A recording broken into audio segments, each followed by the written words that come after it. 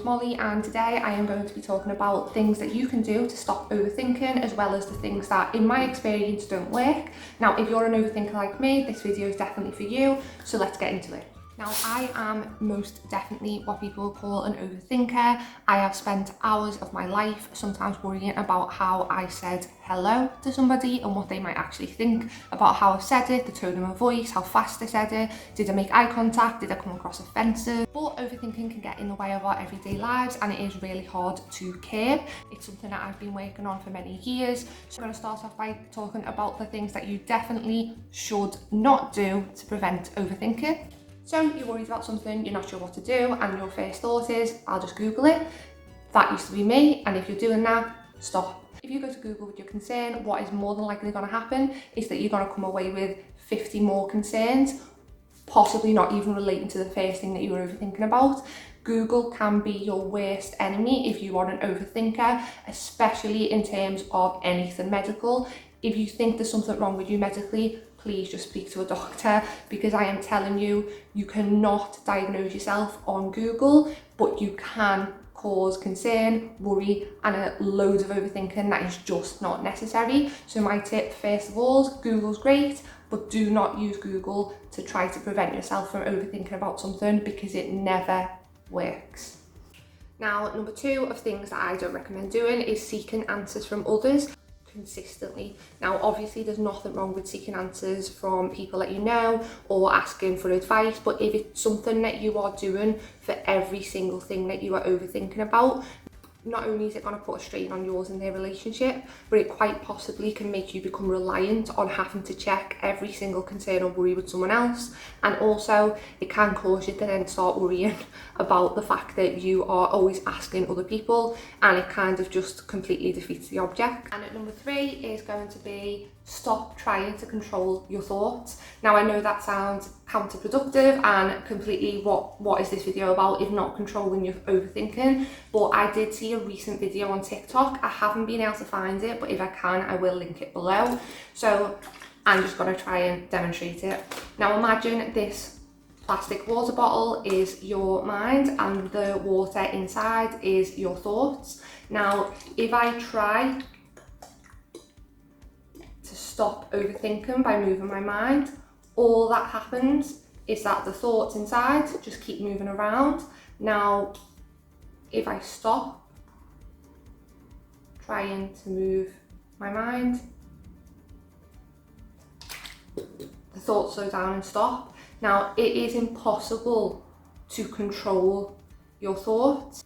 We have millions of thoughts a day. You cannot control the thoughts that you are having. What you can control is how you deal with the thoughts, and also relearn your brain in terms of overthinking and worrying, but you can't actually stop thoughts. So the more you try to fight or control the thoughts that are popping into your head, the more attention you're actually giving to them, which means the more you're worrying about them, which means the more you're noticing them and the more that they'll happen. I understand that me saying to you, stop trying to control overthinking to help you learn how to stop overthinking sounds crazy, but honestly, trying to control your thoughts doesn't work. If you try to think of nothing, do it now. Try to think of nothing. I guarantee you that your mind was not blank of any thoughts, because it's impossible. So that's why I'm going to give you these next 3 tips that I have that have really helped me in terms of controlling my thoughts and my overthinking. One of my biggest tips that's really helped me preventing my overthinking is writing. Be in a few different forms. Now, what I find really helpful is when I very first wake up in the morning, I just write all of my thoughts down. Now, they don't have to be coherent, and that's the whole point. So even if you are writing a load of nonsense and it doesn't really make sense, the whole point is just to empty what is in your mind without that force, because what you'll notice is that as you're trying to write down and you are trying to empty your mind, your thoughts will then start to try to come in and perfect what it is that you're writing.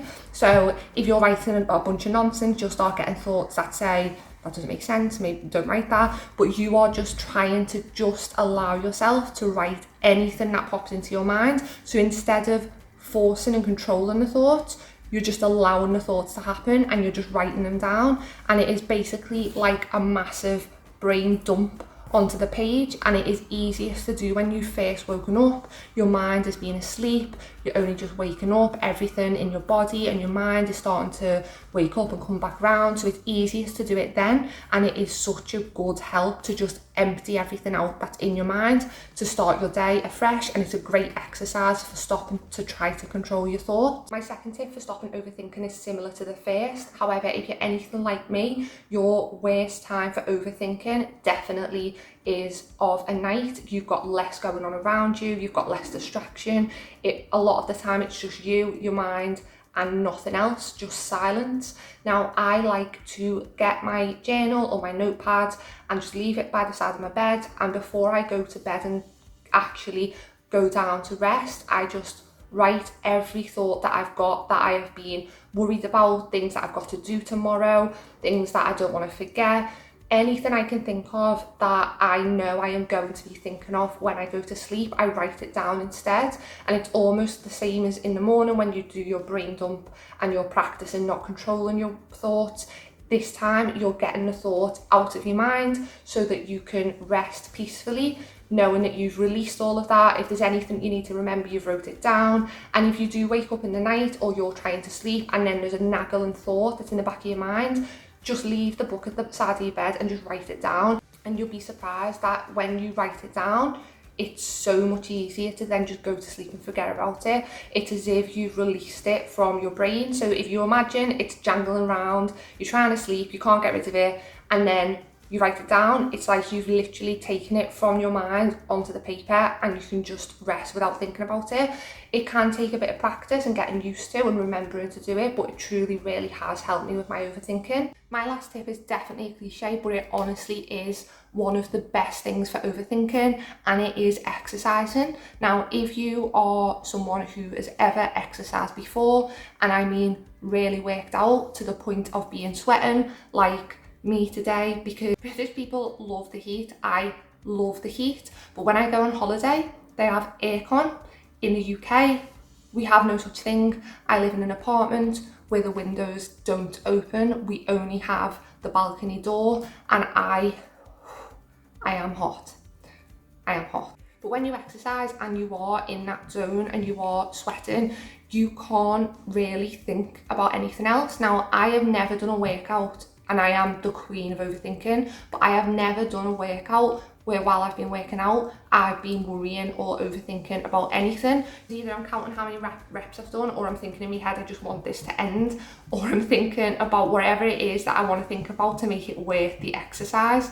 So when you are exercising, you are using all of your body, so you don't have your mind doesn't have the energy or the time to be overthinking about anything. But working out also does release stress and anxiety, and I know a lot of people don't want to hear just do some exercise, and I am not saying exercising is a fix for all mental health, because it's not.